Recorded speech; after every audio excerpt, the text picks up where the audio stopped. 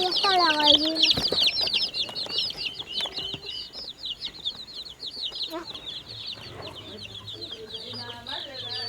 Ya está reponiendo.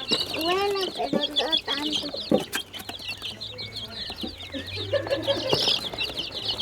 ¿Quieres ver mi conejo? Sí, quiero. Sí, es que no nos dejan tanto. ¿Quieres verlo? Sí.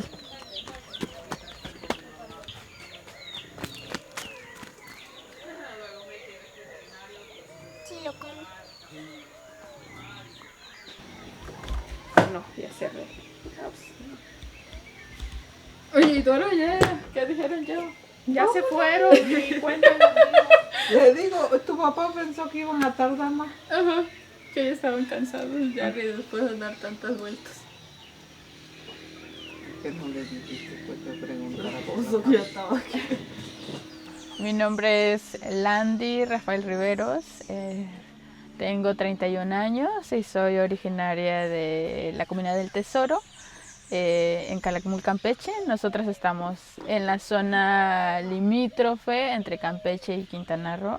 Y bueno, yo soy nieta de campesinos que emigraron de Hidalgo y de Veracruz hacia esta zona durante la década de 1970 en busca de tierras para sus hijos e hijas. ¿Viene o no? Ya íbamos a ir. Íbamos a ir porque A eso le decía que allá en la Chigua. somos campesinos. Digo somos porque durante toda nuestra vida nosotros nos dedicamos al cultivo de la tierra, ¿no? Milpa, frijol, chigua y chile jalapeño para vender durante nuestra época de educación básica, era nuestro trabajo. Si iban a salir, si lo íbamos a encontrar. Sí. Bueno, yo creo que aquí tu hija te va a entrevistar. Pues sí. Sí. Que sí, ya, ¿no? Sí. Pues muchos se vinieron de otros estados buscando terrenos. Ya ves que en otros estados está difícil conseguir un pedazo de tierra. Y otros se venían, creo, por las zafras del ingenio a cortar caña y ya les platicaban que por acá había terreno y querían seguir buscar un pedazo y también se quedaban. Los mayores le dicen a nosotros, nos decían pues hace años, en los 80, colonos, porque vinimos a colonizar. Así escuchaba yo que los mayores así decían, colonos. 1000 años vivieron los mayas, ¿no? En esa zona, en toda esta zona era pues zona de mayas. Y después la selva creció y era pues selva solamente, ¿no? Y con la construcción de los estados nacionales, pues esto, ¿no? Llegó el siglo pasado y había que poner la frontera, delimitar la frontera agrícola y delimitar los límites estatales. Entonces, como en ese marco es que llegan, ¿no? Las familias acá. Algunas de manera como espontánea porque escucharon que acá había tierras, otras hay ejidos que fueron planeados de parte del Estado. No es que son comunidades o espacios de reciente colonización.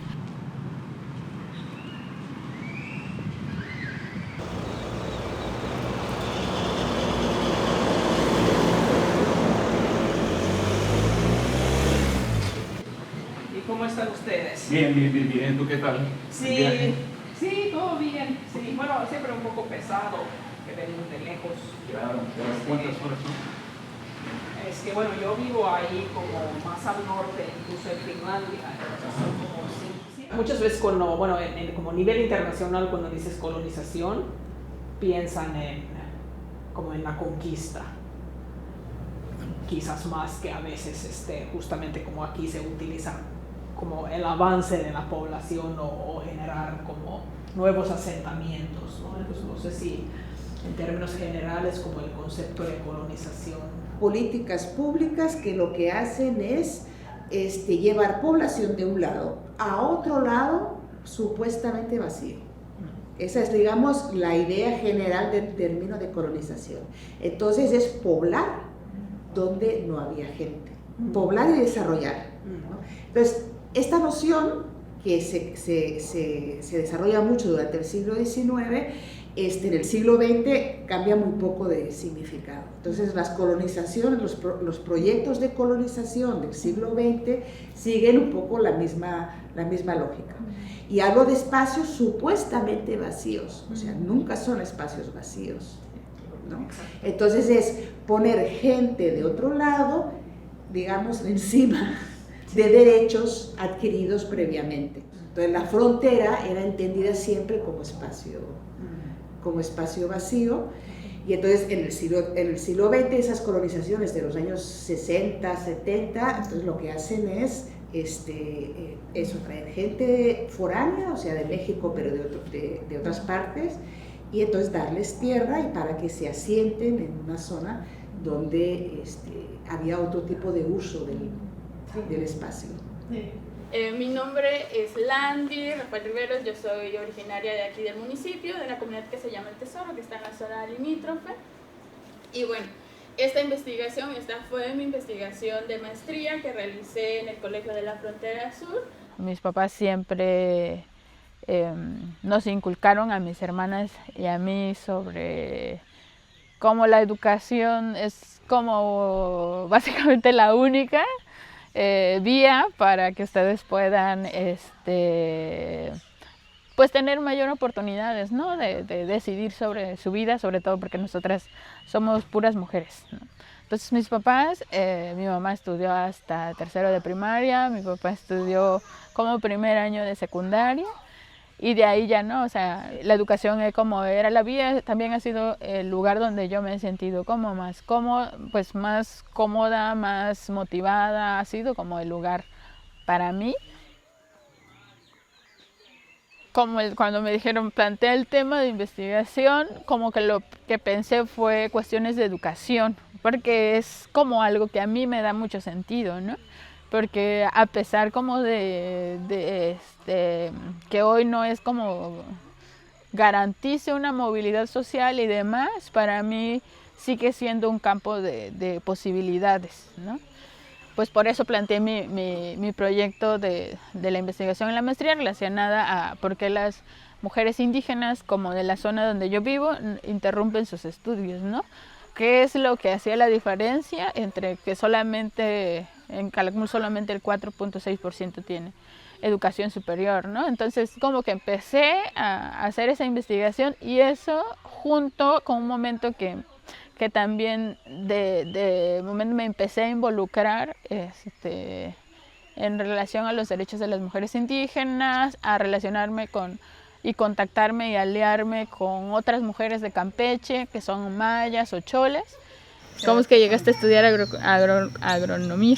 Agronomía, porque pues mis papás siempre han sido de campo, ¿no? O sea, se han dedicado al campo siempre y pues digo, pues voy a estudiar algo para ayudar a ellos, ¿no? De cómo controlar plagas y demás, porque viene uno con esa idea, ¿no? De cómo controlas plagas, cómo tienes más producción, en fin. Y entonces agarré, ¿no? Me metí a estudiar eso. Pero después descubrí, ¿no? Que la agroecología, pues, o sea, sí cultivas también, pero te cuidas tú y cuidas el medio ambiente, comes saludable. Entonces no solamente ves por tu bienestar, sino por el bienestar de todos y está del agroecosistema, del planeta también al final de cuentas, ¿no? Vamos a decir que está mucho el tema del maya, ¿no? Que se habla mucho acá en la península de Yucatán. Entonces, Calakmul mayormente se pensaba, ¿no? Que había muchos mayas por acá. En realidad, la lengua chol es una variante, ¿no? del maya. Entonces, pues como que visibilizar un poco eso, ¿no? Que Calakmul mayormente es chol. De las 80 y tantas comunidades que hay, la mayoría son de esta lengua indígena. Entonces nos hacíamos llamar las tres voces, las tres voces de Calakmul. Entonces hacíamos ahí un programita de radio de repente, ¿no? Entonces para como que a dar a conocer un poquito el tema de la cultura chol, ¿no? de Calakmul. En México la educación básica hay educación básica bilingüe que le llaman o indígena, ¿no? Y en esta educación las personas, los estudiantes tienen derecho a recibir educación en su lengua materna. Sin embargo, en Calakmul, como en muchas partes de México, no se garantiza ese derecho, ¿no? Entras a la escuela y automáticamente hablas español, ¿no? Entonces, eso es violencia institucional.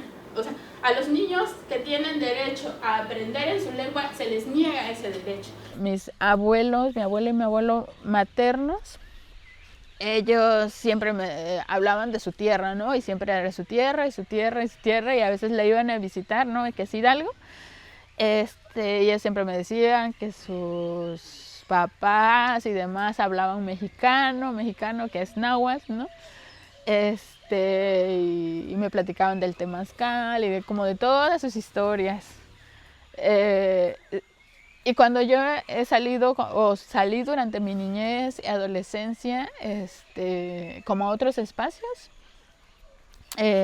siempre era como, aparte aquí estudiamos en una escuela indígena, ¿no? Sin embargo, era como preguntaban, ¿hablas alguna lengua, no? Entonces eso a mí me conflictuaba siempre, ¿no? Porque en la ciudad era leída como una mujer indígena, ¿no? Pero yo aquí no era como que eres, ¿no? Sí, sí lo eres. Este paso de indígenas a campesinos tiene mucho que ver con las políticas estatales. O sea, en México se construyó una idea de lo que es el mexicano, ¿no? Entonces el mexicano es mestizo, no es indígena. La educación es el arma, pues es el sistema que hace que dejes de ser indígena, ¿no? En la academia decimos que es violencia epistémica, es violencia institucional, y eso es lo que se hace, ¿no? Porque pues claramente dejas de ser lo que eres para ser lo que se te pide que seas, ¿no?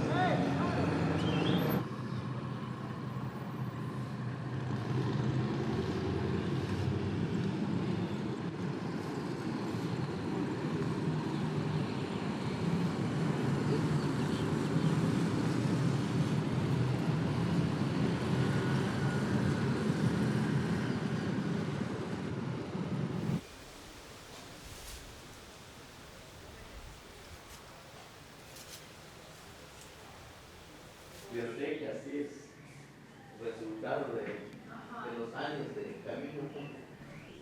Yo desde hace mucho tiempo, desde quizá mis 18 años, cuando salí de aquí de mi pueblo para ir a estudiar una primera carrera, pues llevaba sembrado las semillas de mi cultura y de lo que hoy puedo decir como resistencia. Yo estudié mi primera carrera en un seminario teológico presbiteriano conservador, pero la fortuna me llevó a Centroamérica en 1985 y conozco la teología de la liberación. Y como dicen los hermanos de Chiapas, la teología de la liberación es generosa, que nos liberó hasta de la teología. Entonces, pues dejamos la teología, se acabó con la teología y me metí directamente al tema de los derechos humanos. Lo maya ha sido un tema difícil, pero yo creo que como toda cultura viva, es una cultura que va cambiando. Cuando una cultura no cambia, pues creo que ya se murió. Y alguien comenzó a decir, bueno, lo maya es que tengas la piel así, lo maya es que hables maya, lo maya es que tengas así un poco la cara como esta que tengo. Y bueno, por mucho tiempo pues comenzaron a decir eso. Y Y creo que hasta en el 92 se discutía si somos indios o no somos indios y no sé qué y no sé cuándo, ¿no? Entonces, lo maya también se convirtió en una divisa y se comenzó a vender al turismo. Entonces aparecieron los indios con plumas, los indios con cintas rojas, los indios que bailan con sus conchas y los indios vendidos, pues, ¿no? También lo maya significó un peldaño político. Entonces soy indio y voy a buscar una diputación, voy a buscar un puesto en el gobierno y como indio mi cuota en el INE y no sé qué, ¿no? Nosotros lo que dijimos es que lo maya en este momento tiene que ver con el compromiso que tenemos con nuestra identidad y con la defensa del territorio. Y que lo maya no pasa por la piel solamente, lo maya no pasa por la lengua solamente. Quien está de acuerdo que arrasen la selva, que tapen los cenotes y que contaminen el agua, yo no puedo llamarle maya. Al revés, hay gente con piel blanca y que nació en otra geografía, pero que tiene un corazón que late aquí como late la de los mayas. Los aceptamos como mayas porque entienden nuestro sentir, entienden nuestro dolor, entienden nuestra perspectiva, ¿no? Que no se trata de colores, se trata de una forma de vida.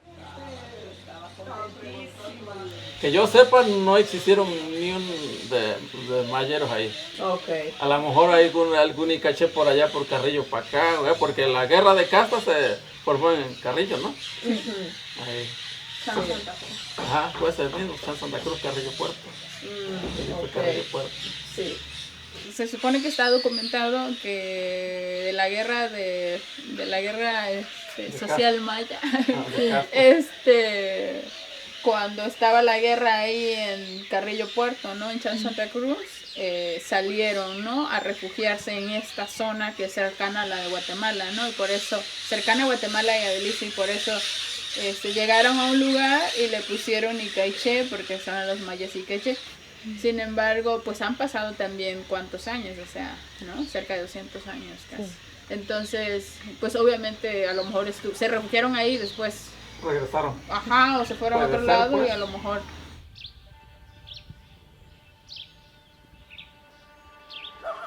La llamada guerra de castas es igual una lucha que hicieron nuestros abuelos en toda la península de Yucatán, en la que se planteaba la liberación de las comunidades que estaban totalmente sojuzgadas por la iglesia, por el gobierno, y bueno, fue una crisis muy importante, una crisis social muy importante en el contexto en donde los blancos desesperados rompen relaciones con la Ciudad de México, se declara independiente la península de Yucatán y se trata de ofrecerlo en venta a los Estados Unidos y a los ingleses también. Pero bueno, en todo esto fracasó y bueno, perdimos esa batalla también, pero creemos que no la guerra.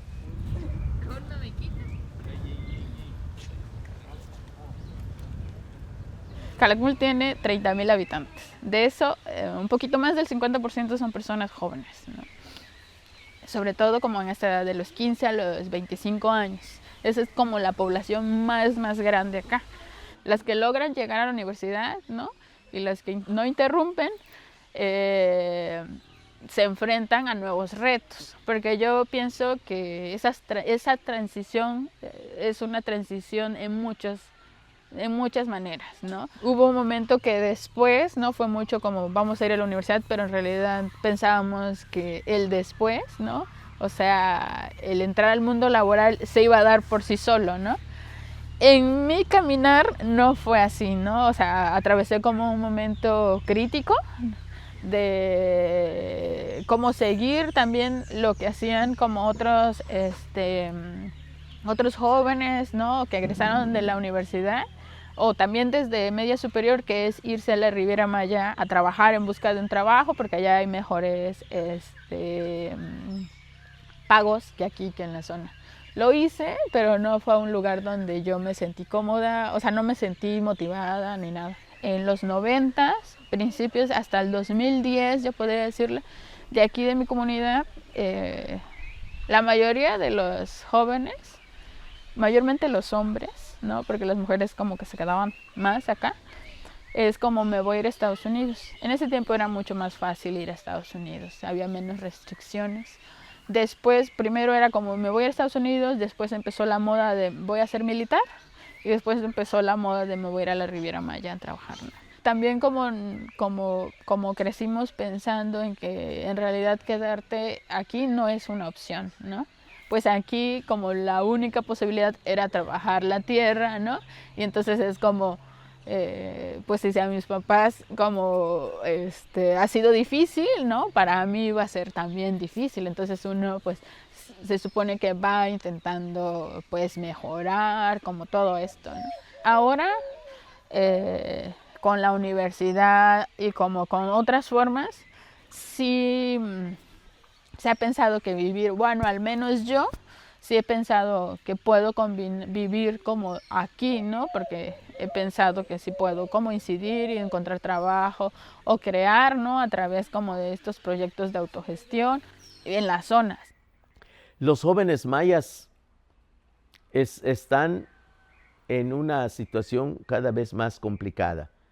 Primero porque cuando llega la escuela a las comunidades, pues las carreras que les ofrecen son carreras colonizantes.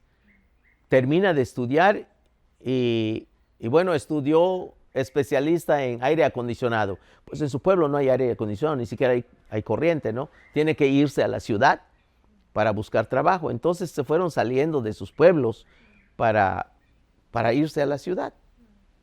Es, digamos, el primer oleaje de salida, de desplazamiento en los pueblos. Y luego llega el tema de la inseguridad. Cuando llega el tema de la inseguridad, salen de sus pueblos por miedo o salen por la oferta del crimen organizado. Y se suman y comienzan a vender drogas también. Y entonces se pervierte la juventud. Yo no estoy en una postura que digas o pensar que no debes de salir, ¿no? En realidad yo pienso que las juventudes o las personas deberíamos de tener la elección, como libertad de elegir donde quieres. O sea, si tú tienes como las condiciones y tu anhelo es irte a trabajar a otro lado, adelante, puedes hacerlo, si quieres quedarte acá. Sin embargo, eso se da, o sea, ese marco para la libertad de elegir se da en un lugar donde haya las condiciones, ¿no? Para hacerlo.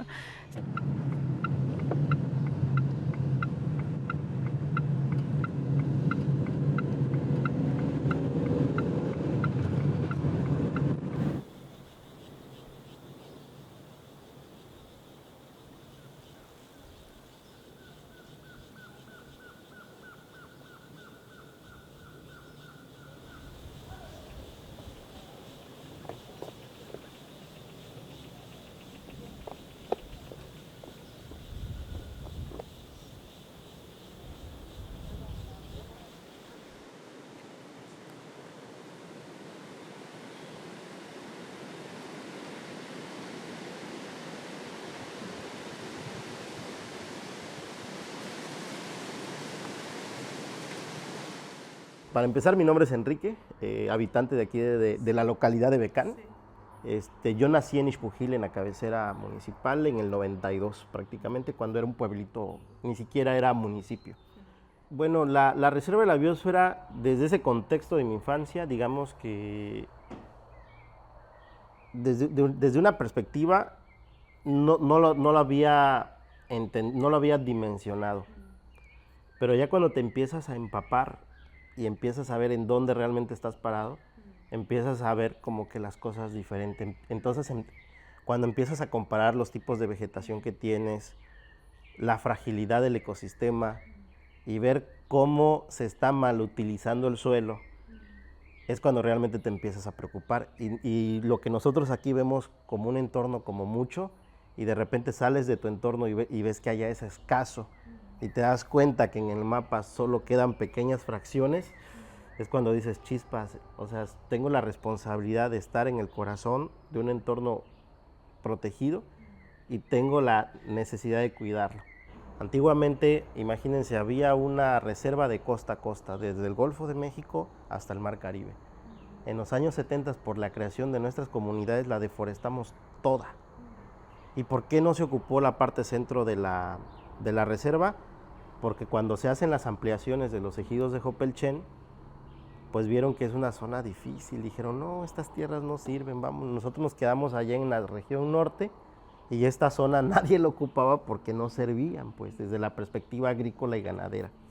Entonces, la evolución donde ya la gente se empieza a involucrar con el tema de la reserva y empieza ya este cambio de pensamiento es en los años 90, con el Consejo Municipal, donde se bajaban recursos para hacer temas de ecoturismo, de reforestación, y entonces la gente como que le empezó a entrar el chip, pero fue muy difícil porque de repente nada más la gente bajaba los proyectos para sacar el dinero y los proyectos se hacían a como funcionaban. Ahí de repente al año ya la torre de observación estaba caída porque se había hecho con materiales de pésima calidad. Y nos da risa cuando dicen, es un área natural protegida. Preguntamos, ¿protegida de quién? De nosotros lo están protegiendo. No son ustedes los destructores. Ahora resulta que lo vienen a proteger. O sea, ¿cómo protegen? Destruyendo la selva. Nosotros pensamos que eso de la conservación suena paternalista. ¿Cómo vamos a conservar? Pues si entendemos que somos un todo, si entendemos que hoy esta planta es parte de mi carne y sus hojas es parte de mi sangre. O sea, hablar de conservación parece una tontería. Para mí, como yo he visto, la reserva es como la reserva, parece como que pertenece a otros, ¿no? En Calakmul, la reserva es una institución que está ahí, pero quienes toman decisiones son personas de otros lados, ajenas, ¿no? Y para nosotros es como algo que se supone que debemos de cuidar, ¿no? Y como restringido, pero en realidad no tenemos como acceso, ni sabemos, en realidad luego ni sabemos mucho sobre de qué va, ¿no? Como ya viendo, ¿no? Y me he encontrado como con frases, ¿no? Dentro de la creación de las reservas, como son lugares para el aprendizaje, ¿no? Son lugares como un laboratorio. Eso lo he escuchado mucho y fue una frase que a mí me causó mucho, no sé, inquietud, porque son lugares de aprendizaje y son laboratorios sobre el desarrollo sostenible, ¿no? Que es súper fuerte como pensar, porque luego, digo, ver como un lugar donde hay vida humana, no humana, animales y como todo, como un laboratorio significa, no sé si estoy errada, es que alguien está experimentando, ¿no? Entonces, digo que hay que experimentar, pero entonces, ¿cómo vemos eso? O sea, ¿sí los estamos viendo como sujetos, ¿no? Como sujetos de derecho, o no los estamos, o lo estamos viendo nada más como para ver a ver cómo se comportan, ¿no? O sea, de un experimento va a haber resultados, ¿no? Y entonces de esos resultados, ¿quiénes se benefician, ¿no? ¿Vamos a ser los mismos jóvenes, las generaciones actuales y futuras, o son personas de otros lados, o quiénes están beneficiando de este experimento?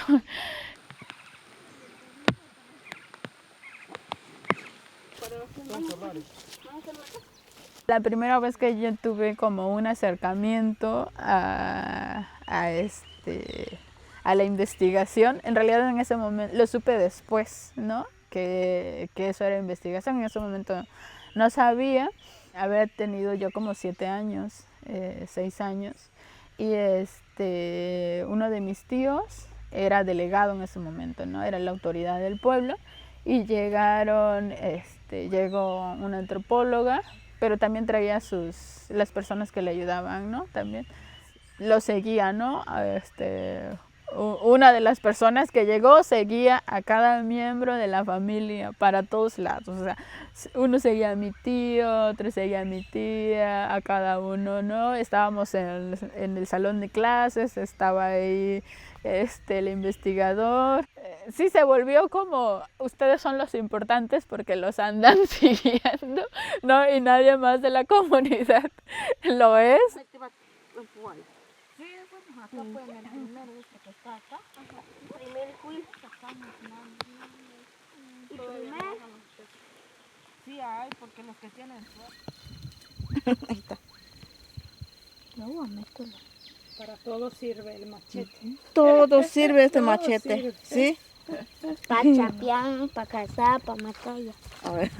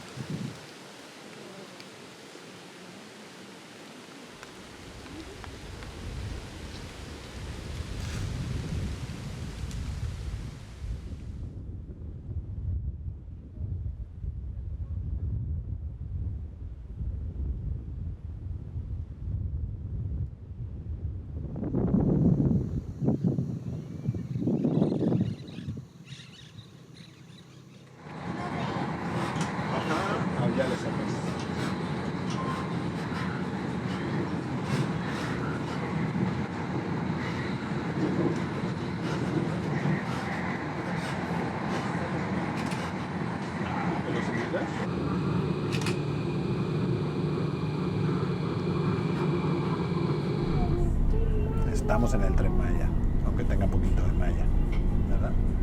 Solo el nombre. Oye, esa negra es lo que lo pega. Ajá. La historia de los trenes no es nueva, ¿no? Siempre han estado muy vinculados al poder económico, a los grandes sectores empresariales del momento, ¿no? Hubo una etapa de los caminos y los trenes vinculados al comercio de chicle. Hubo otra etapa de los trenes, otro ciclo, donde estaban vinculados a la explotación de Nequén, el oro verde, antes del descubrimiento de los plásticos y la industria plástica, ¿no? Que hicieron de esta región un centro global de comercio y de recursos. Como pueden ver, bueno, pues es un lunes, inicio de semana, una hora relativamente temprana para que la gente pueda ir a lugares de trabajo, ¿no? Y hay turismo nacional. Yo creo que, no me he paseado ahora, solo este par de vagones en el que hemos estado. Gente de México que tiene vacaciones y que viene a Yucatán y que viene, pues sí, hasta cierto punto embelesada con el proyecto, porque ¿quién no quiere viajar en un tren? A todos nos gustan los trenes. El problema está en cómo está configurado y el alcance del tren, ¿no? Es una infraestructura de seguridad nacional, así está configurada. Y eso pues implica justamente este tema de la vigilancia, el control y en este caso la movilidad selectiva y estratégica de recursos. Es decir, hasta cierto punto también se le podría llamar hasta un tren fantasma en el sentido de todo lo que oculta, todo lo que va a transportar que no sabemos, porque justamente esta configuración de proyecto estratégico hace imposible indagar. Y lo que ha pasado también un poco justo con el proyecto es que ha dividido a las comunidades en muchos sentidos, ¿no? Ha venido acompañado de programas sociales, como Sembrando Vida. Entonces ha habido una cierta correspondencia, ¿no? Como de decir, bueno, yo te doy el programa social para que aceptes este proyecto, vienen de la mano, ¿no? Entonces, pues hay que considerar que hay mucha diversidad de situaciones posibles, ¿no? Hay gente que realmente le ha convenido subirse al proyecto, ¿no? La pregunta está en saber quién ha tenido esos beneficios o pérdidas, ¿no? Y en este caso, pues siento que sí puede haber beneficios puntuales, para quien se quiera como tal subir al proyecto tal y como está considerado, pero también al mismo tiempo ha dejado mucha ruptura. Y esto creo que se conecta también con esta idea, ¿no?, que tenemos de los medios de comunicación, en este caso particularmente los trenes, como formas o vías de contacto y comunicación entre un punto A y un punto B, ¿no? Porque además, no sé si lo es, pero todo el tren está vallado. Esto quiere decir que nos permite la movilidad ahora hacia Izamal, pero está limitada la comunicación a cualquier otro lugar que no sea la ruta del tren, ¿no? Está vallada, literalmente es una valla. Pues no solo qué comunica, sino también qué rompe, ¿no?, en cuanto a esa comunicación. Estamos muy rápidos, ¿verdad? Ajá. Porque este tren no para ante nada, ¿verdad? Le da igual lo que tenga por delante. Puede tener árboles, jaguares, casas, personas, piedras, ¿verdad? Sigue, los destruye, pasa por encima de lo que sea, ¿verdad? Lo puede destruir o no, pero pasa por encima. El tren creo que no es maya, el tren es un tren de la muerte, porque creo que pocos trenes en el mundo, no estoy tan seguro, pero creo que pocos trenes en el mundo han nacido arrasando selva, arrasando cenotes, arrasando comunidades, generando inseguridad, abriendo las puertas al narcotráfico, abriendo las puertas al crimen organizado, al desplazamiento de familias, de comunidades y generar una especie de miedo y de zozobra en nuestros hijos, ¿no? Sobre todo con la presencia tan militarizada actualmente que vive en nuestras comunidades. Lo vemos como parte de un proyecto neoliberal de hace muchos años y que cada gobierno que ha pasado le ha cambiado de nombre. Uno de los nombres que le pusieron en la época de Fox y que sonó mucho porque Fox quiso hacerlo es el Plan Puebla-Panamá.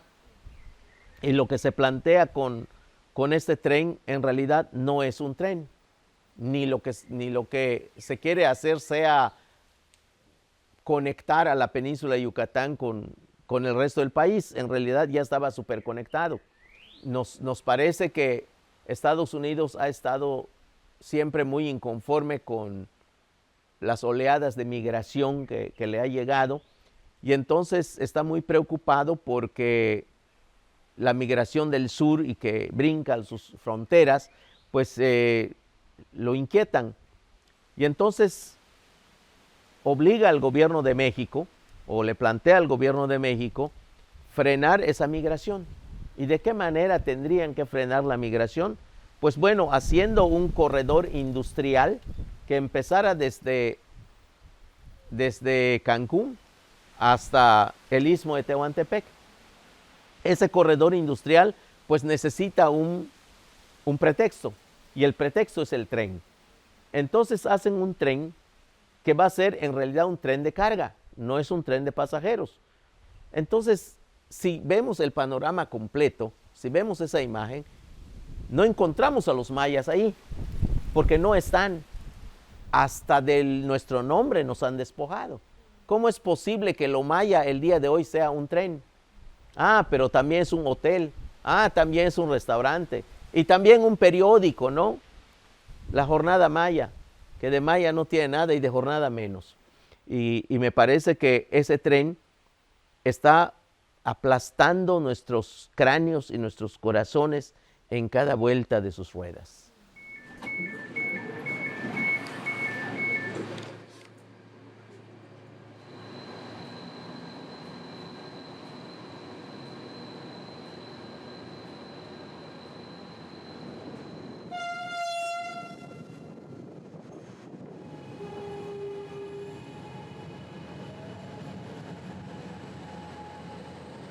Hay un desarrollo inmobiliario aquí en Mérida, Yucatán.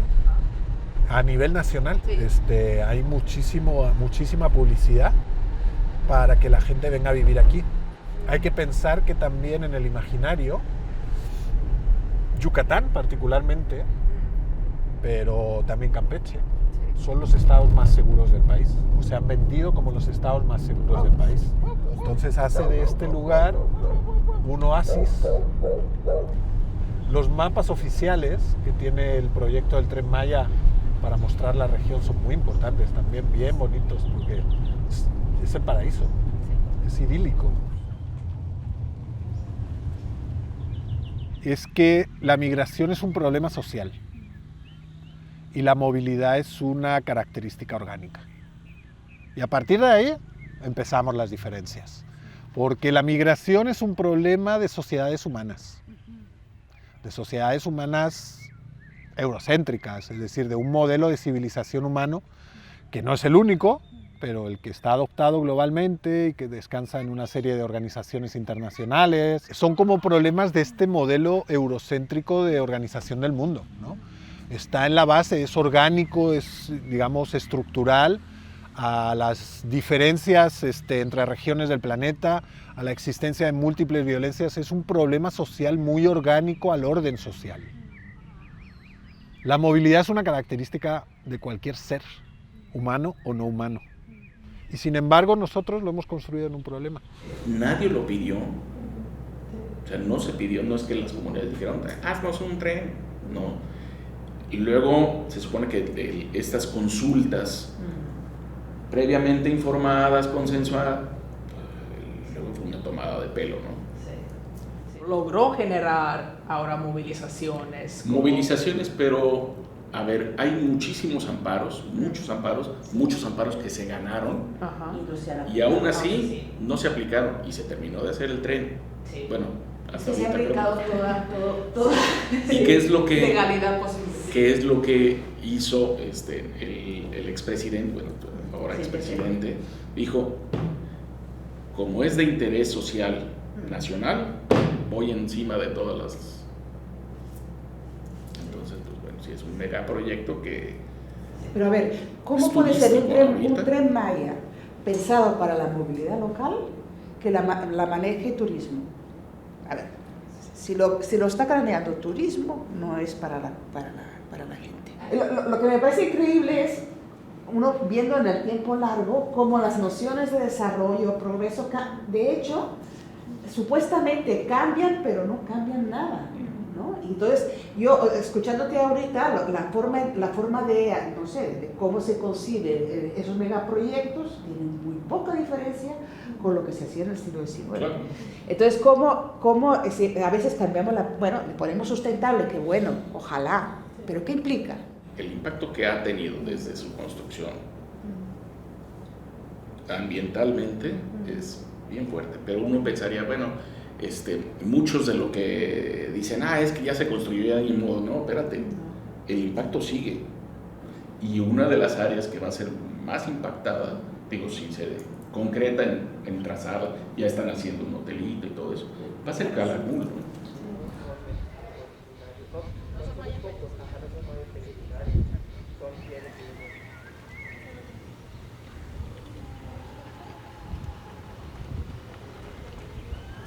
Que el gobierno decía, nosotros estamos haciendo un Tren Maya y nosotros, hay una máquina derribando selva en la reserva de la biosfera. No, eso es mentira, no.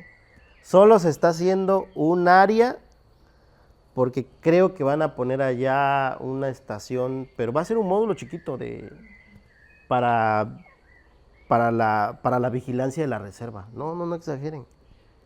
Oye, y ya de ahí nos metimos y vimos un derribo de 3 hectáreas, así, terrible. Y lo subimos a cadena nacional. Y entonces fue así como que, no, es solamente un área de monitoreo ambiental. Y eso decía en la semana. No, es que toda la información de lo que se está haciendo allá es de interés nacional, así que pues eso no lo podemos publicar, es tema, ¿no?, una vaca sagrada, top secret. Y luego ya nos dicen, no, siempre sí es un hotel, fíjense. Pero no va a tener alberca, ¿eh? con todas las medidas ambientales no va a tener alberca. Ah, ok, bueno, ya nos podemos estar tranquilos. Sí, no va a tener alberca. Y eso lo dijeron en una mañanera. Y ya luego, que siempre sí, fíjate que los turistas necesitan alberca. Perdimos esa fe en las instituciones. Antes nosotros teníamos a la CONAM, acá a la Semarnat, a la Profepa, y lo veíamos como aliados. Y a la hora de realmente salir a defender a la reserva, desaparecieron ONGs que en su momento defendían la reserva de la biosfera y que eran como que nuestros respaldos, nos dejaron solos. Y de repente quedamos muy expuestos los que sí salimos a defender la reserva. A mi licencia de guía de México me dicen, oye Enrique, para tu renovación necesito que pidas una baja de tu licencia. Qué raro, nunca me han pedido eso. No, pero es obligado. Y la pido y me cancelan mi licencia de guía. Hasta ese nivel de persecución. Entonces sí quedamos muy expuestos, muy vulnerables. En el 89, cuando se creó la reserva, dentro de la reserva habían comunidades, ¿no? Habían personas viviendo, personas campesinas, indígenas, y para la creación de la reserva, estas comunidades las sacaron, ¿no? O sea, las desplazaron de la reserva y las reubicaron en otro lugar. Ahora sí están permitiendo la construcción de un lugar en el que lleguen personas, pero estas personas, obviamente, los indígenas campesinos no tenemos como el recurso para pagar una noche en este hotel, ¿no? O sea, ¿para quién están pensadas este hotel, ¿no? El turismo en Calakmul, de manera general, es de bajo impacto, o sea, no es el turismo masificado. Desde que se aperturan los sitios arqueológicos como Calakmul en el 97, Becán, Chicaná, nunca representó una economía fuerte, es una economía complementaria.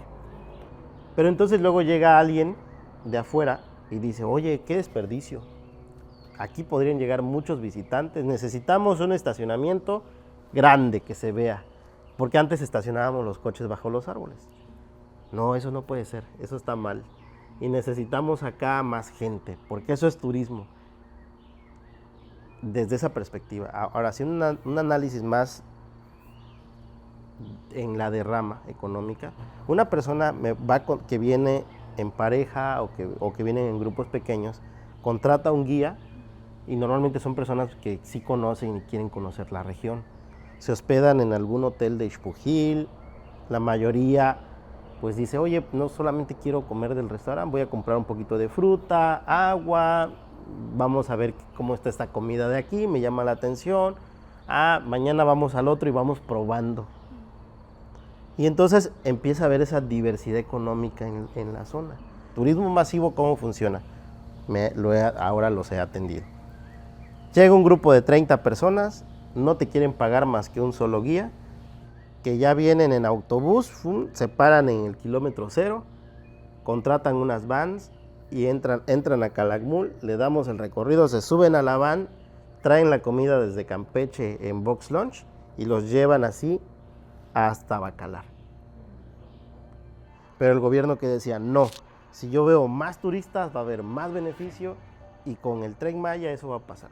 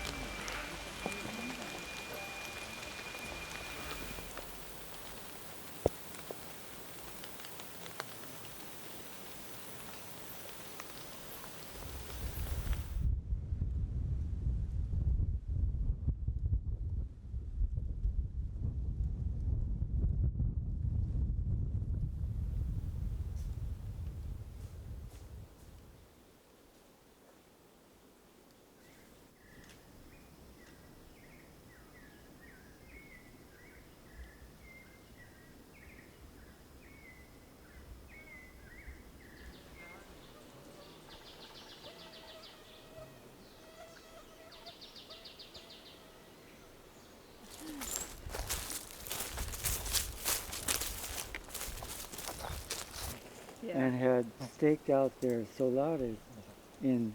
That's why we're going to find things like, but to have one this size is a good indicator of the maturity of the health of this forest. Throughout the neotropics of our planet, this particular kind of forest, jungle, selva, is one of the most threatened varieties or kinds of forests we have on our planet. Why? Because people live in them and around them. Now, maybe it's not, the trees aren't huge, but we have some of the most valuable hardwoods in the region, in this part of the world. Many of them have already been removed by the colonial operations here on the peninsula. Jaguars are out on the coast. They're fortunately still out here and reproducing, even at the Moon Palace on the Riviera Maya. I mean, in their holdings, we've seen and captured on cameras jaguar cubs. Okay, so fortunately they're still reproducing, but for any species to survive, that means we need to keep the gene pool alive and mixed. You know, the thing about kissing cousins, right? You don't want to keep them, they discourage that. Then we need to allow the jaguars passage, safe passage, across greater distances. Therefore, we need corridors, north to south corridors along the peninsula. Or an east to west would be very nice, but we have a Tren Maya that is an obvious obstacle. So, you know, we talk about the state reserve here. You can see it across the Puk. This is the escarpment. This is Oshkuskab, Tikul, okay. Yeah. Tekash, okay? And the pink spot? The pink spot in the middle is us. So you can see the amorphous shape of the state reserve and where we are located in the heart. Let's call it the heart.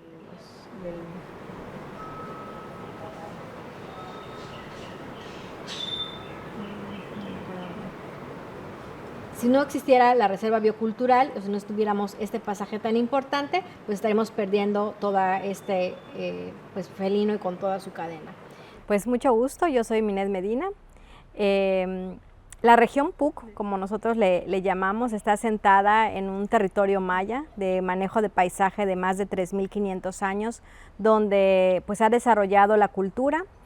Tenemos el principal centro ceremonial y arquitectónico, que es Uxmal, ahí en la región, y se va extendiendo hacia el sur, entre Oshkuskab, Santa Elena, Tekash, ¿no? La región también tiene una posición muy estratégica, sumando a todo el corredor selva maya, porque en este caso la reserva del Puk, ubicada justamente en el centro de la península, suma a Campeche y Quintana Roo. Pero es hasta 2010 cuando se hace como el compromiso, ¿no? de decreto. Todo ese 2005 a 2010 se hacen talleres distintos con las comunidades, validando, preguntando la opinión también de que si era viable la conservación de esa manera. Sin embargo, yo creo que no fue suficiente pensando en la consulta adecuada, ¿no? Se les preguntó qué opinaban de la conservación, el concepto biocultural, pero nunca fue como informado, ¿no? Así de, bueno, y ahora vas a hacer reserva, ¿no?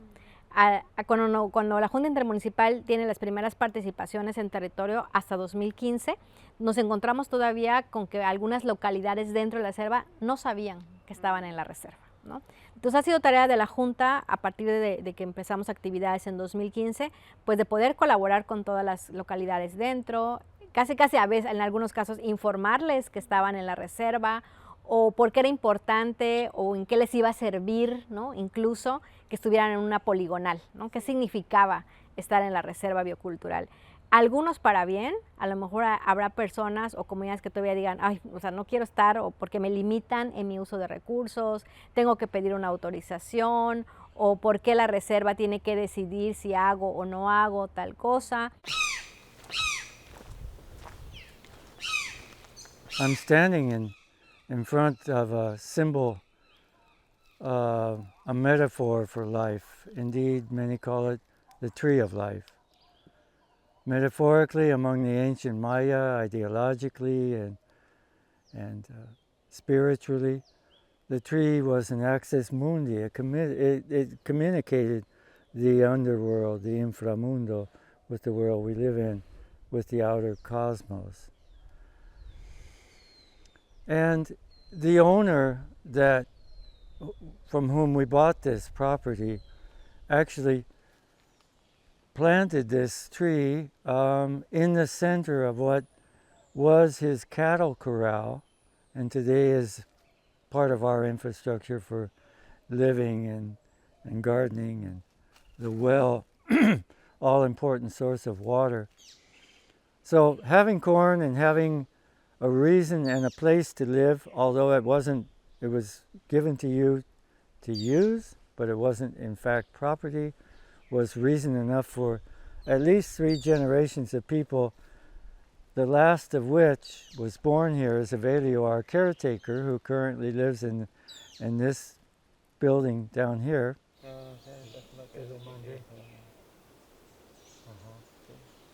Aquí como mi padre gusta cacería de venados, entonces salimos con él, y cuando que te enseñó plantas, cuál medicinas, cuál árboles para servir las casas, entonces es lo que aprendimos. Y las especies de los árboles que conoció, como 575 especies conoció este lugar acá, y yo los sabe maya, sus nombres de árboles, de hierbas y bejucos, y son todos eso es lo que conoció. Entonces, como que mi hijo ya terminó estudio de army, entonces que él lo que sabía nombres de científicos, entonces, pero yo sabía nombres de maya. Así es. Sí. Colitis.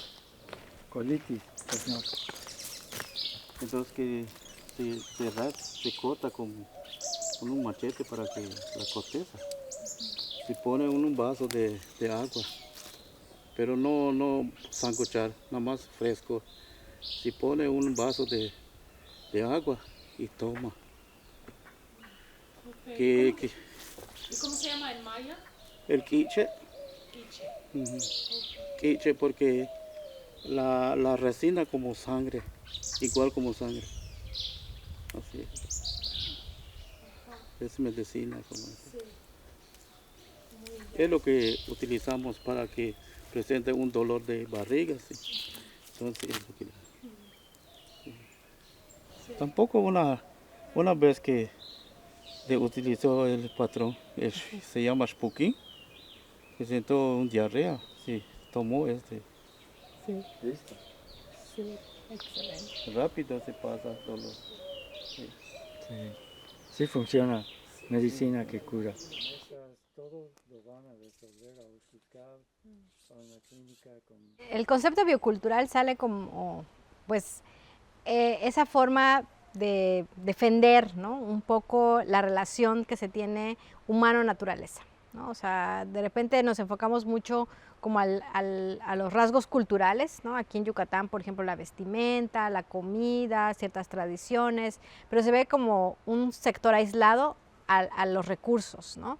Y ya no solamente es la milpa o no solamente la domesticación del maíz, sino es la relación en general, ¿no?, de cómo nos entendemos hacia futuro con los recursos naturales o la relación humano-naturaleza.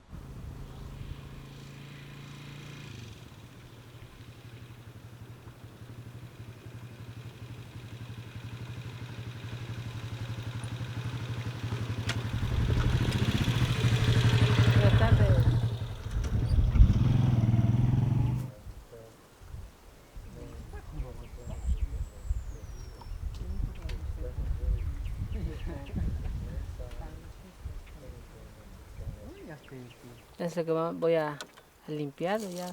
Cuando caiga la lluvia, pues, sembramos. La mayoría es maíz y calabaza. ¿Sí? La calabaza lo usan para ganados. ¿Sí? Ya cuando estén sazones, ya cuando lo que es la planta se muere y dejan los frutos, ya se colecta, se saca la semilla para vender y lo que es la cáscara, la pulpa, se lo dan a los ganados, a los cochinos, cosas así. Entonces son, creo que por los 90 se fomentó por los habitantes y cada quien pues tenía como, por ejemplo mi papá tenía como 1,5 hectáreas, pero con la, digamos, la introducción del mecanizado ya se formalizó de que cada propietario ya se le corresponda 1 hectárea. Se ha trabajado así, metiendo maquinaria, moviendo la tierra y todo lo demás, metiéndole fertilizante, químicos y todo lo demás. Anteriormente pues solo trabajaban lo que era el tradicional, es milpa, quemar y sembrar prácticamente. Entonces lo que yo trato de hacer es una visión a largo plazo, de hacerles una comparación de lo que es tecnificado a lo que es, digamos, amigable con la naturaleza. Sí te consume tiempo, ¿no? Pero el costo es súper bajo. ¿Sí? Entonces esa es la visión que tengo de hacer, digamos, no cambiar la mentalidad de otras, ¿no? Sino que tratar de que nuevamente adopten esa forma de trabajar. ¿Sí? La milpa es nuestra casa, es nuestra universidad, porque los que nacimos en una familia campesina, nosotros aprendimos la vida en el monte, aprendimos la vida en la milpa. Es importante o fundamental que se conserve el monte. Es por eso que el campesino no puede tumbar, no puede hacer mucha milpa. El campesino hace cuando mucho 2 hectáreas de milpa, 50 mecates. Esas 2 hectáreas le da para vivir, porque en el pensamiento maya la milpa no es para hacer capital, es para vivir. Me gustaría mucho de que mis hijos pues quedan trabajando la tierra, pero igualmente me gustaría que en un futuro pues tengan alguna profesión, cosas así. De hecho, trabajo con mis hijos, a veces tengo un niño de 4 años y le encanta venir a la milpa, sembrar y todo eso, ¿no? Pero son como, digamos, diversión para ellos, aunque realmente pues hacen mucho con el aprendizaje que van adoptando.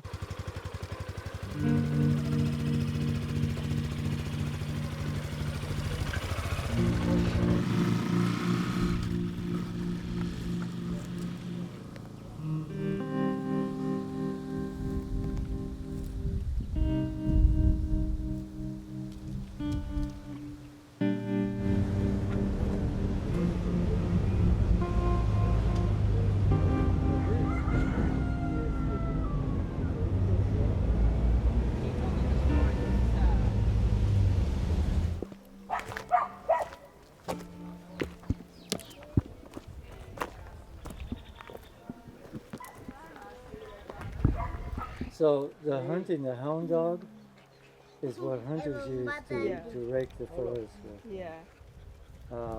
But Armin found him and brought him back to health.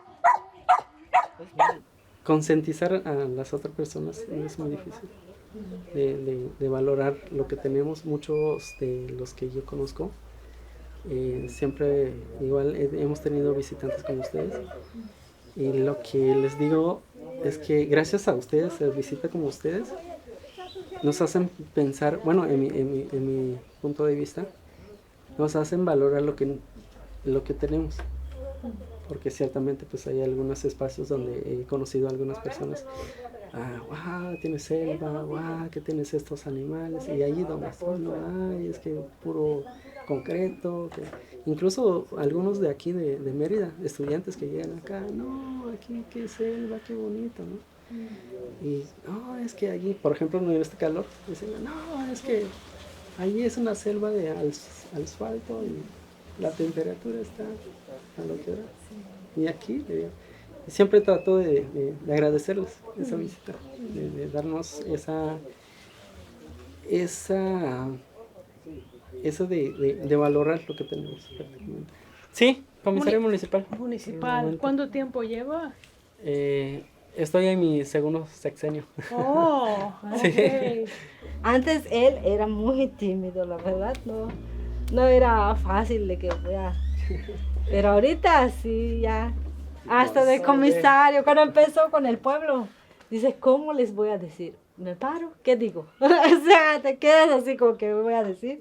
Y le digo, no te pares, le dices, esto es lo que les presento. ¿Qué deciden ustedes? ¿Qué piensan ustedes? ¿Cómo lo vamos a hacer? ¿Qué decisión? Los que tengan más decisión aspecto de lo que estás tomando, pues se toma el acuerdo de ese. No puedes decir, porque me conviene, eso voy a hacer.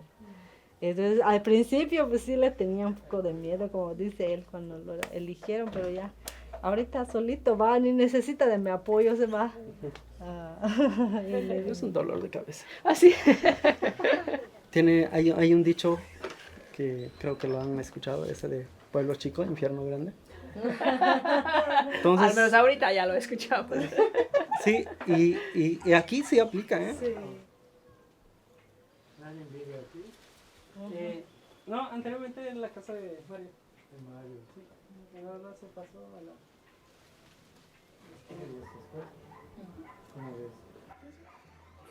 Today this came out of the earth.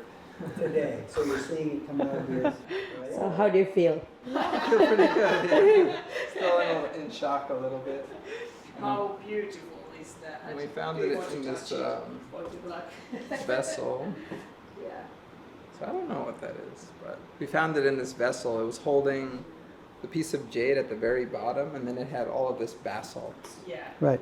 And so the basalt came from probably the Tuxtlas in Veracruz. Yeah. So this shows that 500 BC, these communities were in long-distance trade with communities hundreds and hundreds of miles away. Yeah. And what's cool is that they were successful here, as we talked about earlier, for at least 2,000 years. And so this was a very good relationship between the ecosystems and the Maya people, and persisted up until the collapse around 1000. And so it raises questions about the Maya people today, what they're doing, how they're living, our relationship to the land. We're very interested in studying that sort of stuff, right? So it's really bioculturalism. Yes. But can I ask you then, what happens with this when you make these findings and objects? Well, we work for the Mexican government, really. Yeah. So sometimes they come in and they'll ask for them for a museum or something Yes. like that. Okay. But we study them as much as we want. This Yeah. also was unearthed beautiful. today. We Yeah, believe so we have the look full at the vessel. back. Yeah. So when we bring stuff in, the sexy stuff is Yeah. studied and stayed here, and then eventually goes over into the bodega. Okay. But it's all marked, and if you said, oh, George, I wanted to look at the offerings from 2010, we could go pull those out for you, but we're not looking at them right now. That is amazing. Just while you're here, not very much related to what you're focusing on, but because you're here, today's actually the 2-year anniversary of when we uncovered this. June 13th happens to be a pretty lucky day for us on our project, apparently. Although it's Friday. Yeah, also Friday the 13th, but 13 is actually a lucky number in ancient Mesoamerica. This figurine from the center of the platform at our site. What was really surprising about finding this from a site that we know dates to about 2,500 years ago is we knew that they were making figurines like this in Guatemala, in Belize, but no figurine like this had been found in all of northern Yucatan until this site. So this helped confirm that people living in these small villages and what we think of today as kind of like the rural backwater were actually plugged into this big network of communities all over the Maya lowlands that were connected with each other, sharing technologies, sharing information. So they're all part of this big world 2,500 years ago. So Kyle Winters, who's a graduate student at the University of Texas San Antonio, of that same kitchen that you saw. Right? Right. And you want it to the side row, right? So I came down here as a pure archaeologist. I just wanted to go someplace, study the Maya, and that was it, right? But I realized when I started working at Ekbalam that when you begin entering people's lives, you have an impact on the community. I basically was a kid looking around and sort of this dawning on me that, oh my God, I am not a neutral force, right? Me digging at Ekbalam is impacting so many dimensions, ecological, cultural, political, all of these things. And I was completely like, what? I had no idea. For example, this is pretty specific, but we found these beautiful statues, right? And the community of Ekbalam wanted those statues left in their community because they thought it would be a source for a community museum. Well, the government sent somebody out to get those statues, and the community wouldn't give them to the government. So the governor came out, and he went through the town and basically said, we're going to give you medicine, we're going to take care of people, we're going to do all of these things, and we're going to bring tourists to the site, right? And I just stood there watching it, and at the end of the day, when the helicopters left and the governor left, the statues left, and I realized the archaeological site was a political tool, and an economic tool, and a tourist development tool, and it was significant enough to them to have the governor of the state come out and kind of play the game, right? While we were working and continuing to do our work, we watched as they basically began transforming the archaeological site, cutting down the trees. Like when I first went there, it was all forest. If you go there today, it's all a park. But also, we started watching that community members were vying for who would get the right to open a t-shirt shop, who would get the right to sell paletas, who would get the first hotel or motel in the town, and then they started working. So I'm like, this is what I did. You know, my responsibility to all of that. So I began thinking with Tomas, I said, okay, what can I do? And Tomas said, well, let's try and find a place where we could practice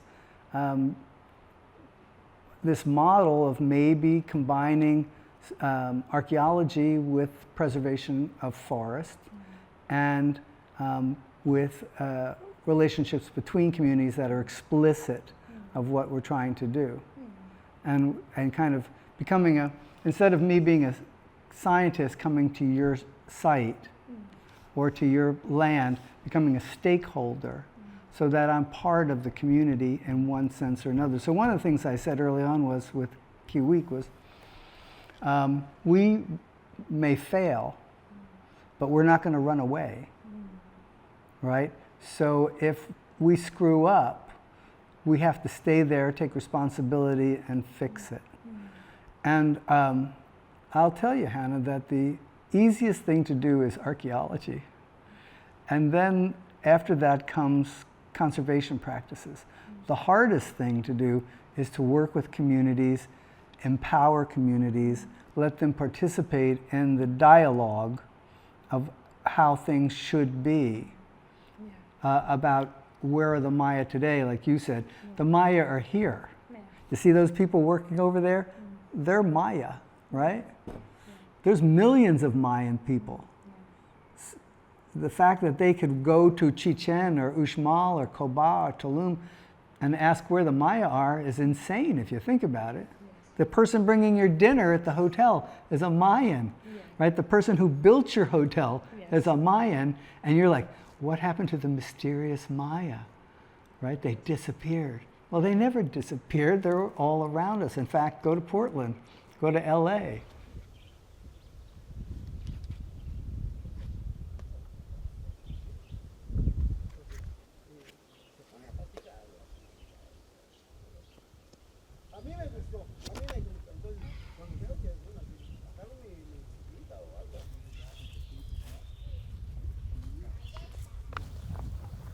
Ok, amigas, este es el Sacbé, 8 metros de ancho, 100 kilómetros acá a Coba. Camino blanco directo a Coba. Entonces, si se dan cuenta, está bien orientado donde sale el sol, donde sale la luna.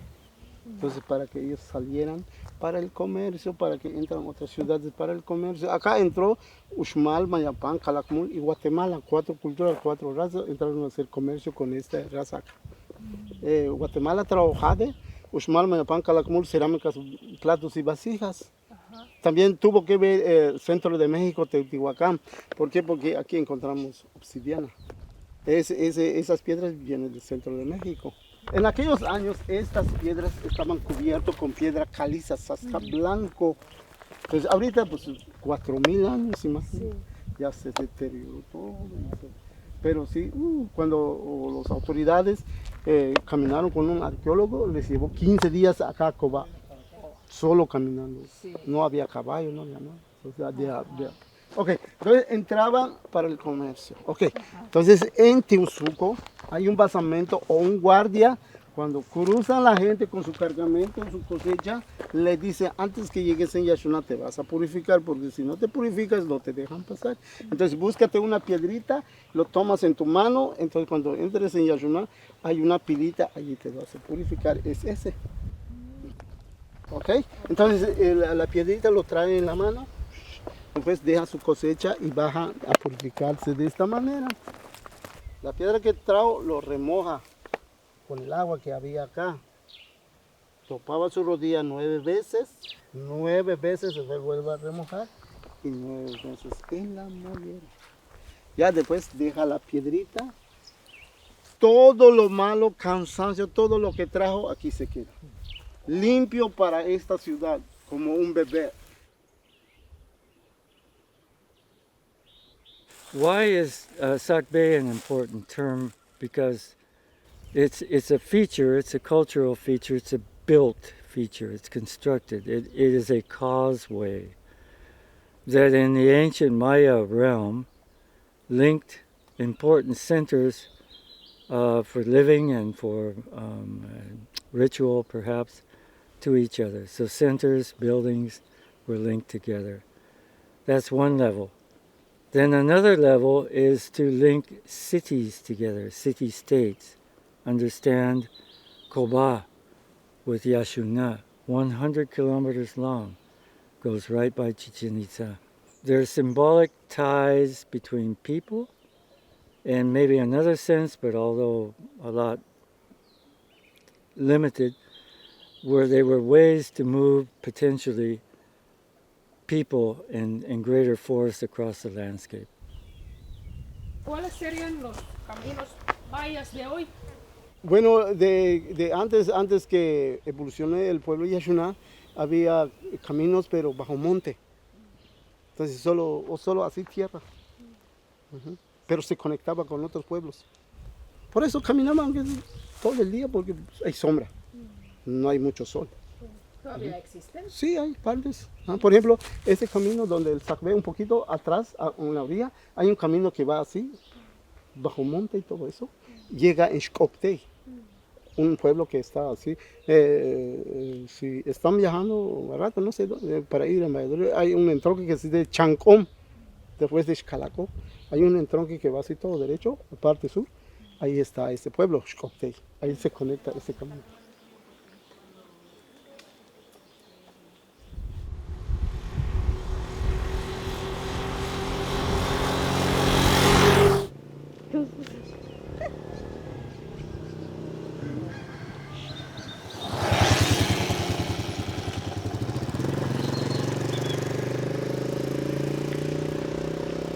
muchos de los proyectos que llegan, por ejemplo, de parte de Jibiapuk, de TNC, otras instituciones, tienen, digamos, los requisitos muy limitados. Digamos, tienes que tener un número de grupo, de integrantes del grupo, para que puedas participar en ese proyecto. Y a veces no llegamos a ese número que ellos exigen. Incluso, por ejemplo, en el proyecto de Miliponicultura, hasta que este año me contacta nuevamente la técnica. Me dice, oye, ya están listas tus abejas, ¿cuándo las entregamos? Le digo, dame la oportunidad de ver cómo armo nuevamente este equipo. Le digo a mi esposa, entonces, ¿qué te decides a hacerlo? De conformar tu equipo y ver esta cuestión. Yo no puedo. Y me dice, dame chance. Pero hay cosas también que no puedo hacer como mujer. Por ejemplo, cuando nos tocó que teníamos que traer el guano para completar la casita.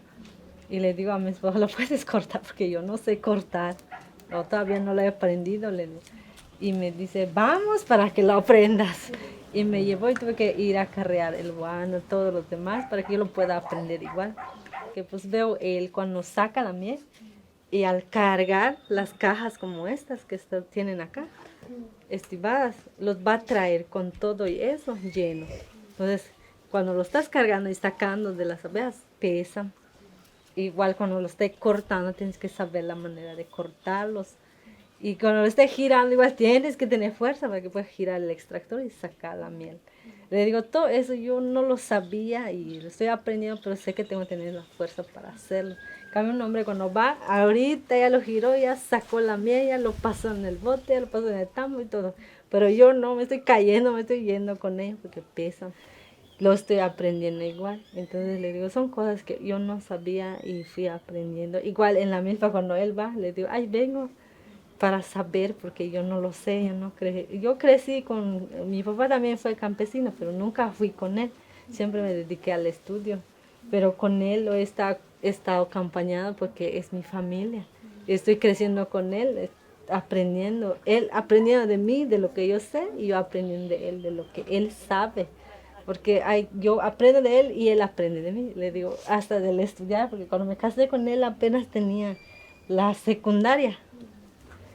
Y yo le dije, oye, ¿te vas a quedar con la secundaria? Porque yo ya me lo termino la licenciatura. Y no sé en qué momento se animó y decidió entrar y estudió su bachiller. Terminó el bachiller, tuvimos más hijitos y se dio cuenta que era mucho el gasto que teníamos que sostener. Mami. ¿Qué pasó, mi amor? Sí, pero cuídate. Y entonces en ese aspecto decidió, lo pensó, porque teníamos muchas necesidades, que nuestros hijos se enferman, que no tenemos aquí un centro de salud, no tenemos cómo salir. Y entonces le digo, ¿qué vamos a hacer? Porque yo no me puedo quedar aquí así, pero tampoco puedo decir que no me gusta el lugar, ¿no? Simplemente también tenemos esas necesidades. Y decidió estudiar. Pero es difícil porque tiene que estar centrado en la escuela, tiene que estar centrado con nosotros un tiempo igual y tiene que estar centrado en su trabajo igual. Les digo a mis hijos, tienes que arriesgarte, porque si no te arriesgas y te quedas donde estás, no vas a aprender, porque si son lo mismo que te enseñan diarios y no hay otro diferente, pues estás estancado.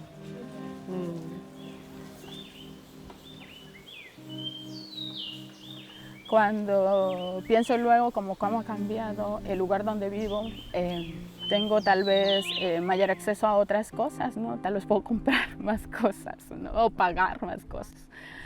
Pero la salud del lugar donde vivo sí se ha visto mermada. Y si seguimos como en esta dinámica, ¿no? Como muy consumista, muy explotativa del territorio, pues obviamente esto se va a acabar. Claro que lo que nosotros estamos aquí no solo nos corresponde a nosotros. Al final de cuentas, Calakmul o la selva, ¿no?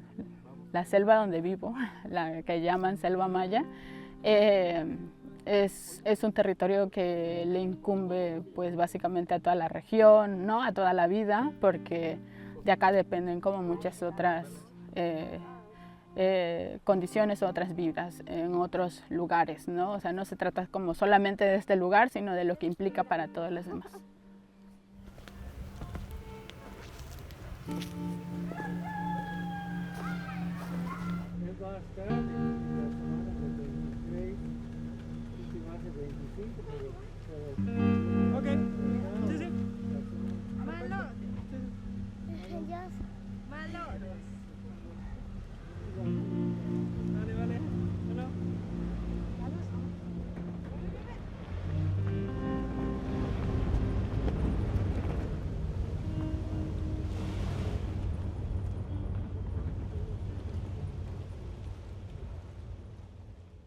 Campela ubonishin, tupak on weyashuna. Campela ubonishin, kikpak on weyashuna. Sakshime usastakin, kanshime uchinikin. Chakshime chumukin, boshime oknakin. Jumbote hitzaitidesh, talech tunashimbate. Ulumi yetelumuli, gashkatsutskin waliktech. Kova kunagadun, usak behi yashuna. Kova kunagadun, usak behi yashuna. Jumbo tekin zaitidesh, talech tuna shimbate. Ulumi yetelumuli, hashkatzutkin waliktech. Ulumi yetelumuli, hashkatzutkin waliktech.